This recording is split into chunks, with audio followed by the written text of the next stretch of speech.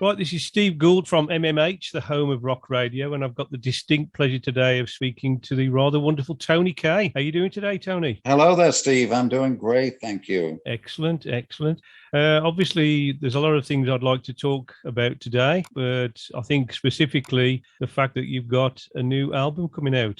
It's called The End of Innocence, and appropriately at a time where it is the music for a particular horrible day in history. Yes, I gather, because it'll be around about the 20th anniversary of that It particular is. It's the 20th anniversary, and as time went by, and I was recording tracks, and suddenly it was the 20th anniversary. Could I ask why, at the age of 76, it took you till now to release a solo album? You're not the only one who's asked that question. And there's no really definitive answer. There's no easy answer. As an instrumentalist, a keyboard player, I never really found the right thing to write about. I wasn't a songwriter, I wasn't a singer, I wasn't singing about things, and it just never clicked. Dark Side of the Moon had already been written. What am I going to do? It was an impossible task, and the years went by, and I was having so much fun, and being on the road a lot and traveling and doing silly things. It just never happened, and until 9/11, until that day, and I was retired. By that time, of course, but. And hadn't played. I mean, my keyboards were stashed in my garage, and I had no recording equipment. I'd virtually left the music, and the day happened, and I was just inspired to actually play again. And it was really as simple as that. And the day after, I went to the garage and put a few keyboards on cardboard boxes, and got out an 8-track cassette recorder and started playing. So has the actual album been in production for like 20 years, literally since that day? Since that day, yes. There were a few tracks. The more classical tracks that are on the album, the 9/11 Overture and Let's Roll and a couple of other pieces, were the original things that I did, which were just really MIDI strings, or even just solo piano strings that were just instantly available. And it sort of turned out to be largely a sort of orchestral inspired music, which obviously is something that I had always been interested in as a classical piano player. And it gave me the impetus and the inspiration to write about something very emotional, very orchestral, and obviously a really horrible day in history that has affected everyone. Absolutely. And obviously, you say that, some of the music was written not long after it happened. Listening to it now, do you feel conjure up the way you felt at the time? Yes, I was surprised actually, because it was really, it was a project that had no constraints. There was no record company or management or anyone saying, where's your album? I just lived life and occasionally, started playing. Eventually, I did, set up a studio and a proper digital recording system. And those early tracks, those early 8-track sets were eventually transferred and kind of went on from there.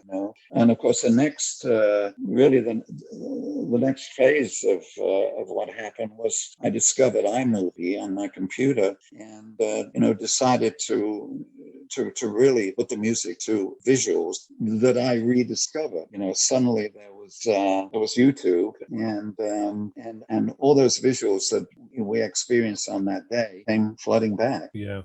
And so that, but that was, 9 years later or whatever. And it kind of went on from there. But it was just down to, no one was saying, this is great. You've got to, and really, strangely, it was a sort of forgotten day in a lot of people's consciousness. Certainly in the media and TV and whatever, it was largely forgotten. And so there was, I was inspired by a video that I put up on YouTube by, fans and Yes fans and whatever, and sort of continued there really up until maybe 3 years ago when I got back involved with Yes. And it was actually their management, Martin Darville, who manages the band, who really encouraged me to finish it. And of course, then we were plunged into COVID madness. Absolutely. And suddenly, and I had moved by this time to Florida in a completely, new house, new studio, and was sort of inspired actually to finish it. And he encouraged me to finish it, and here it is. Excellent. Well, I have to say, I've listened to it several times. You have? Oh, yeah. Several times. and it's very cinematic, and it reminded me of Vangelis in places, and especially Blade Runner at times. Yes, I was such a fan. I mean, I am such a fan of Vangelis, and always slightly jealous that he found something to create his keyboards about. And always a fan of Blade Runner 2, which was I guess probably the most inspirational for me writing this. Oh, really? Thank you, Vangelis. Yes. Have you, obviously now that this has come to fruition, has it inspired you to maybe consider doing soundtracks? No, I'm not. I'm not disciplined enough. I'm certainly not so technically inclined, and I have watched several of my friends successfully and unsuccessfully try that medium. And of course, I've been with Trevor Rabin, who has been very successful, and absolutely, yeah. And what he does, and it's not easy. Okay. So now that it's out, do you think that we'll be seeing another solo album, or is this like the first and the last? I don't know. It's about a very specific thing, and for quite a long time, it was really my interpretation of that day, and then I sort of extended it into going into what happened politically and militarily after that, and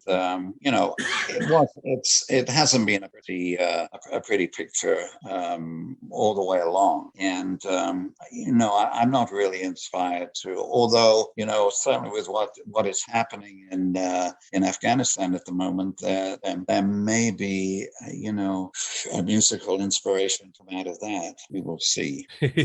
Because I gather back in 1988 that you'd actually written a solo album then, Tony. Is there any chance that we'll ever hear that, or will that come to fruition at all? No, it really never amounted to anything. It was a record company that our friend Lee Abrahams put together, and he was encouraging me to do it. But I was in the middle of Yes touring and Yes recording, and it just never happened, and the record company fizzled out. So there's nothing on that. I used nothing of that on this album. Okay. Now, one thing I did notice, and I don't know if this was a little cheeky nod, that in Battle Cry, I felt there was a hint of Close to the Edge. Cheeky. Very, very cheeky. Yes. Yeah. Well, I was on tour with the band for the 50th anniversary, and even though I came on at the end and performed those Yes album, Beautiful, Roundabout, and Seen Other People and everything. Close to the Edge was pretty amazing to listen to every night. I got to admit, and that particular part is quite emotional. Yes, yes. So yes, I was being very cheeky. Oh, You, however, are the first person who's noticed it. oh wow! I feel Uh-huh. honoured. But overall, Tony, I would say if I had to conjure it up in a few words, awe-inspiring and beautiful at times. Well, thank you. Yeah, very, very impressive, and I really do hope it goes well for you. Well, thank you. It was certainly,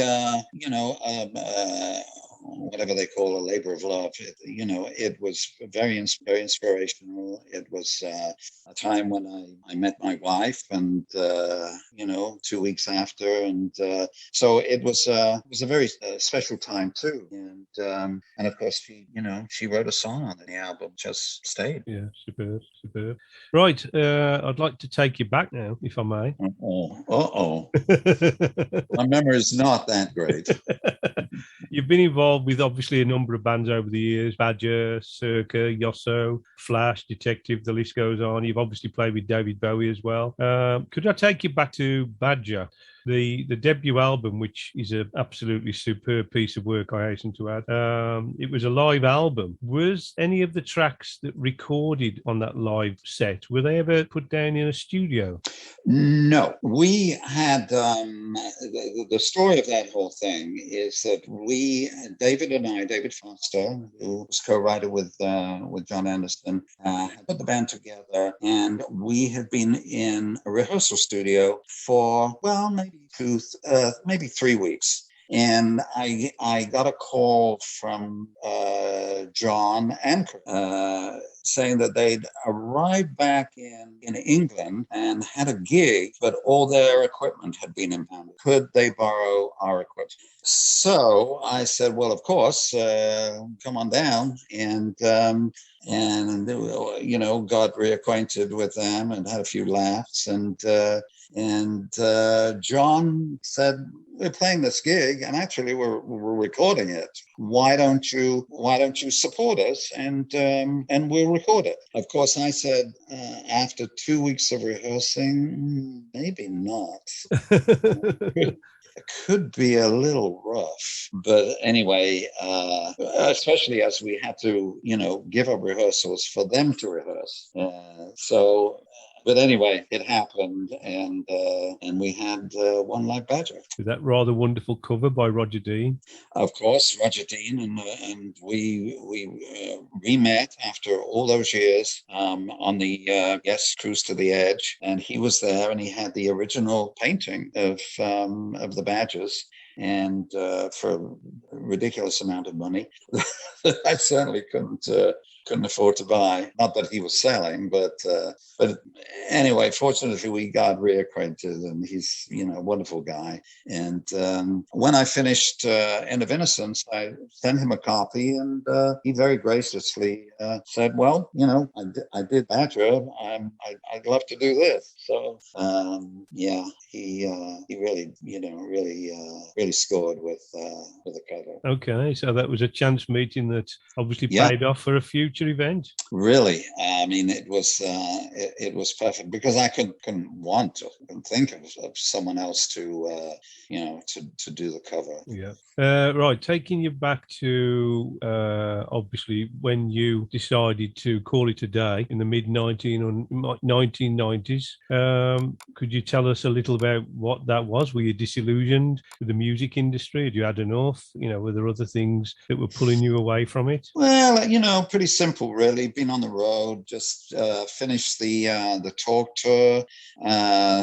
It was a pretty exhausting long tour, and at the end, Trevor and I decided to leave the band. So the band went off and got into another thing. Trevor started film music, and I just retired, and decided to how do I describe it? Have fun. Okay. I just wanted to not have any commitments, really. And And there were other things. Of course, I started a bar upstate New York, Oh, excellent. and went into the bar business for a couple of years. Is that still going? No, it fizzled out after a while, and actually I had enough of living upstate New York, so I went back to LA. Yeah, so I of course my second love is tennis and competing, and I got back into that. It was. Do you still play now, Tony? I do. Yes. Oh, excellent. Yeah, I play. It's been a little difficult with the COVID thing happening, but yeah, 2 or 3 times a week. Well done, you. Mhm. And I gather it was our good friend Billy Sherwood who coaxed you out of retirement. Well, he did. We have to really blame Billy for that on the pretext of me, playing a couple of sessions for him. But then, Billy's he's such a great guy that you actually just can't say no to Billy. And so we put Circa together, and we've done 5, going on 6 now. And of course, Alan was in the original band, and had a great collaboration with him. And of course, he's now in Yes, and my friend from the old days from Badfinger, Jay Shallon, who played on the album. He played on this album. Yes. And just a great drummer, and he's in the band now too, playing backups for Alan, and just playing with them again was such a great experience. Really, it was nice to come back and see all the Yes fans. Yeah, excellent. So you've got no regrets about dusting off the old keyboards then? No, they've come and gone, and I have a nice setup now that I play all the time. I don't record all the time, but my wife Danny and I have done some gigs here, local gigs. Not so much with COVID, obviously, but we've played her album a few places around town. Yeah. Yeah, so, I get to, we have a little trio together playing 40s standards, which is really nice to do. Excellent. Now, I might be wrong, Tony. Please, put me right if I am. But I believe that one of the reasons why you left Yes after the Yes album is you felt uncomfortable with the onslaught of electronic keyboards, and that you preferred the more basic piano and organ. That is the story, and it is certainly largely true. I was not a big fan of, even though I did have a Mini Moog and a Mellotron on stage for the Badger gig. However, that's another story. But I was not very interested in. They always sounded out of tune to me, and with a keen sort of classical ear, I was not particularly enamored with them. In fact, after that gig, after the Badger gig, we did a gig and I threw it all off stage, and it splattered into 1,000 pieces. Oh, so wow! That was the end of my Mini Moog Mellotron. Oh, wow! Yeah, that would have been nice to have been filmed. Really, yeah.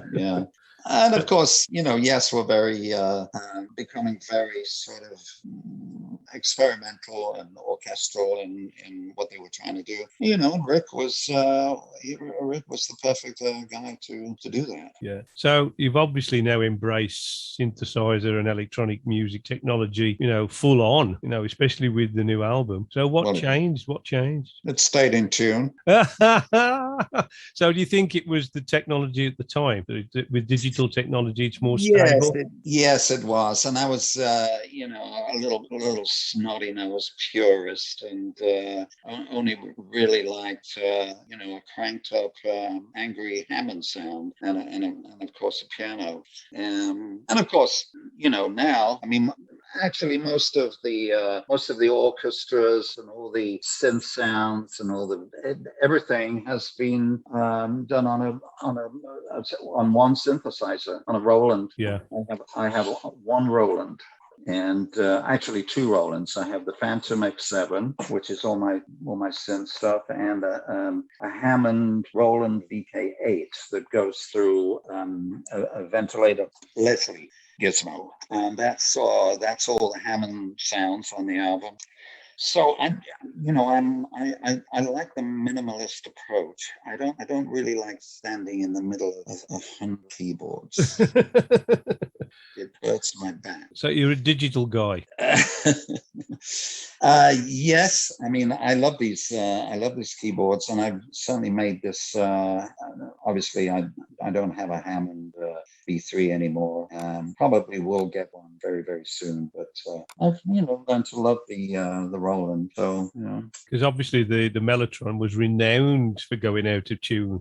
The Mellotron, especially, yes. But of course, the piano and the strings on the Roland synth are just so beautiful. What more do you want except a real orchestra? Tony, I'm going to leave you with one final question. I'd like you to define prog in one word. Experimental. I love it. Tony, it's been absolutely wonderful speaking with you. I wish you all the very best with the new album. It certainly deserves some significant airplay. It really does. And we look forward to catching up with you at some point in the future. We definitely will. Thanks, Steve. You're very welcome. Thank you. Okay. Take care. Have a good rest of the evening. Okay. Bye-bye. Bye-bye. So here we are again, guys, at the end of yet another show.